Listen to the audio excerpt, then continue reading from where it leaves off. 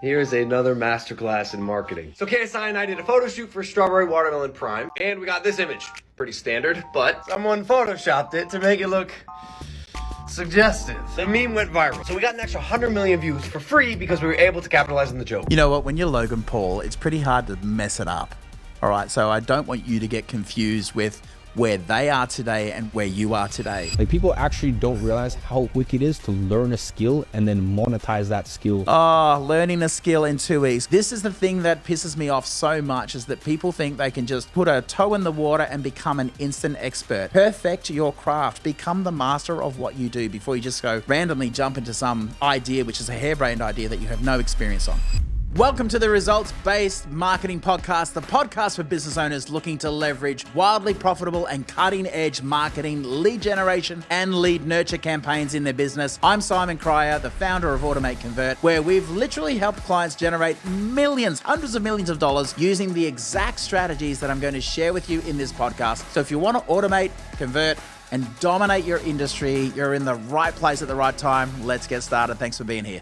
Hey guys, if you're just catching the audio version of this podcast, I really want you to go to YouTube and check it out. It's a whole lot of fun. It'll make a whole lot more sense and you get a lot more value of it. So let's have a talk about what's trending right now on social media. I've got my team here in the studio asking me to do a blind reaction to some of the content that they've just served. I haven't seen this before, and they're just putting me on the spot to see what I've got to say about what some of the stuff they've sent me. It's going to be a lot of fun. I'm a little bit nervous because I think I might vehemently disagree with some of the content, or I might agree. I might love it, I might hate it, and I think it's going to make for, a pretty interesting conversation. Let's have a look at the first one. Hey Kate, show us an email marketing hack. Okay, so your subject line is going to be the first thing that people notice about your email, and it's probably going to encourage them whether or not to click and read it. So what I use, there are loads online, is an email subject line grader, or something that tests your email subject line score. You can just type in your subject line, like "come visit our store today." Oops, and it might help if I spell it properly. And this will actually give you a grade on how it is. If you scroll down, it'll actually tell you if it's within an ideal character count, if it's in an ideal word count, and it can actually even sort of give you tips on what you can do to improve it. This is okay, and she's absolutely right about the subject line being the key to whether they're going to open it, whether they're going to read with it. So it's just like email marketing is similar to Facebook advertising, and the key to it is making it look like it's not marketing, right? So I don't know about the AI generations, though. I think it's a little lame. I get it. Look, some of the things which might be controversial is if you have a freaking super long headline, that's also really good. If it doesn't fit in the space and it's just like, hey, here's the secret that you need to know about XYZ that no one else is talking about in the advertising world right now today, right? Or it might be something short, which is just your phone number. There's lots of things that you want to test and measure, and don't be governed by what an AI tells you. Explore and be creative and come up with something compelling. Know more about your audience, what their pain points are. Get something that kind of is almost on the verge of clickbait, and you'll do really, really well. Facebook ads is definitely a harder channel to get working than something like Google ads, because one of them is looking for a solution, other one is browsing through a newsfeed. Your funnels and the way that you deal with those people should be dramatically different. 100%. I completely agree with that. To how you deal with the people that are already searching for the solutions. Correct. It's going to be very hard to push a message out to a cold audience and say like, get a quote, get in contact with us. But that's what I see everybody do. And they treat the additional channels like the first channel, and then they question and wonder why that they're not getting similar results to them. It's because they have the wrong approach in the way that they deal with those people. You can't stick a message in front of them and say, get a quote, speak with us right now. You're going out to a cold audience with a hot marketing message and treating those people as if they're already searching for your solutions. 100%. But again, it takes a different mindset and a different approach. You know what Sabri's saying is absolutely right. What is going to work on Facebook is not going to work on YouTube. What's going to work on YouTube might not convert on Facebook. And none of those approaches will convert on Google, right? So it's different message to market match. There's different interruption marketing on YouTube and on Facebook. People aren't going there to buy your product. They're going there to look at pictures of cats and their family. That's why you need to make the ad not look like an ad.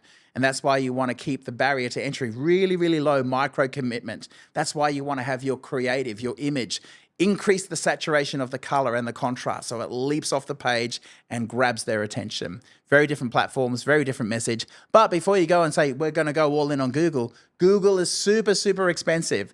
And almost all of our campaigns on Facebook and Instagram, our cost per lead is like 1/10 what it is with that high intent-based marketing on Google. All right, let's check out the third one. This is how most people write copy. World's first portable digital media player. And this is how people should write copy. When people read this, they think, why the fuck should I care? What pain point is this solving? But when people read this, they think, okay, so when I buy the Apple iPod, I get 1,000 songs in my pocket. Okay, I'm sold. Always sell the desired outcome, not the features. Yeah, cool. I like that. First of all, who the hell has an iPod? For those millennials who are listening, an iPod was like what your iPhone did, but it only had music, right? So, but I like this. I think, most people are selling features. They're saying, hey, it does this. It's the world's first. No one really cares. But what they want is their problem. They want benefits. They don't want features. The world's first digital media player, portable digital media player. That's a feature. It's not a benefit. 1,000 songs in your pocket, that's a benefit. That's something that's compelling. So if you focus on the benefits rather than the features, you'll do extraordinarily well. Keep solving problems for people and showcasing it rather than selling the features and the knickknacks of your product or service. Hey, if you're a business owner making between 1 and 5 million a year and you want more consistent qualified leads to grow your business, then why don't we have a complimentary chat? I'm looking to personally invest $26,000 into 7 individual businesses right now who are serious about scaling. Booking a call with me and my team using the link in the show notes below to see if you qualify. Now back to the episode. You genuinely could spend 3 weeks learning Zapier and learn backend automations, and you could go into businesses and do their full backend automation setup for $5,000 a pop. $5,000 a pop?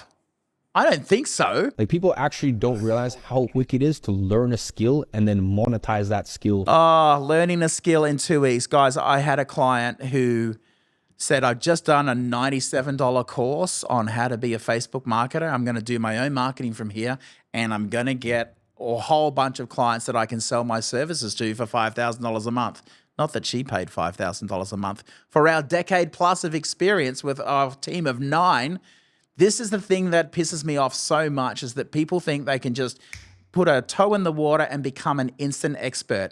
Like right now, we've got coaches coaching coaches who coach. It's just dumb. No one's actually ever built anything. No one's ever got and really created authority as a subject matter expert.